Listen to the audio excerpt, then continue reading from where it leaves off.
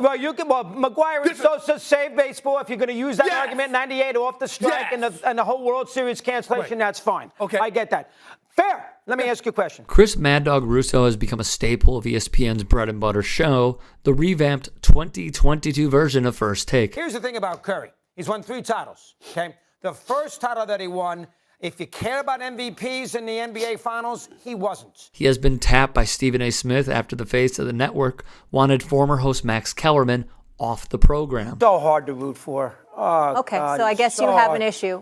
Just shut up and play, will you please? America's tired of Draymond Green. I want to take a little umbrage with you're allowed. Go ahead. The shut up and play, because that has the same sort of connotations that the shut up and dribble crowd has towards athletes, and I have a real problem with that. He has sparred with former NBA player and current ESPN basketball analyst JJ Redick. It's about the Republicans in that Senate who are wrapped up with the NRA and all the gun lobbyists and everything else, who are afraid. There's 310 million guns in America for 300 million people, who are afraid that if they get tough here, that somehow they're going to get knocked out of office. Spoken out against the Uvalde Police Department and gun control in the states. I mean, why is he even in Brown's uniform right now in training camps?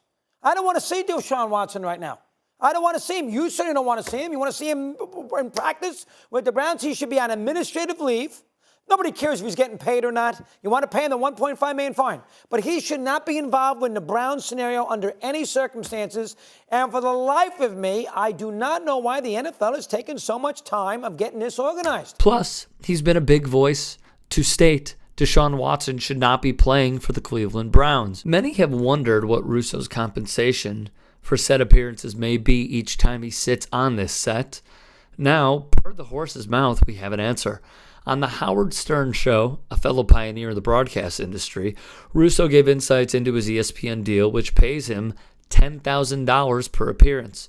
Russo then announced that he signed on for his Wednesday appearance for 40 more weeks, meaning he is getting $400,000 from the worldwide leader alone, and that does not include his other ventures. The question then became, is he worth it? And the numbers actually point to a resounding yes. In May, First Take saw a 31% increase in viewership compared to last year, easily their best numbers in May ever. Russo and Smith have paired nicely with several different segments of arguing and yelling, wrote Amney. Per Funhouse, when Mad Dog is on the ESPN airwaves, the ratings have increased 22%. So even with the Draymond Green criticisms and the JJ Redick fiasco, people are clearly still tuning in every Wednesday for his appearances. In addition to his ESPN weekly duties, Russo hosts his own show, Mad Dog Unleashed, on Sirius XM's Mad Dog Sports Radio, and hosts High Heat on MLB Network. I sold myself way short because I had no idea that this show would be that much fun, that he, Stephen A., would be so good, and everybody would get a kick out of it. I sold myself.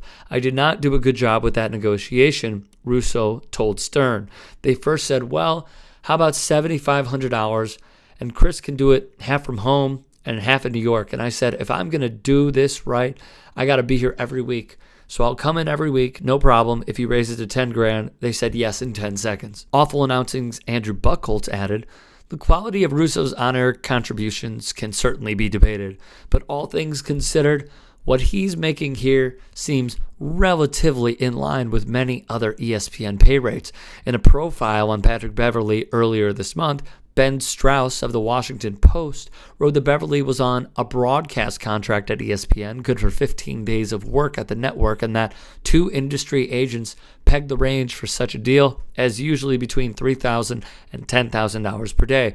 Russo's pay per appearance deal would be at the top of that scale, but it's still on that scale. And it makes some sense that he'd be at the high end considering both the prominence of First Take, generally ESPN's most watched studio show, and his level of media experience. He's a broadcasting veteran, not an athlete trying to get into the media world.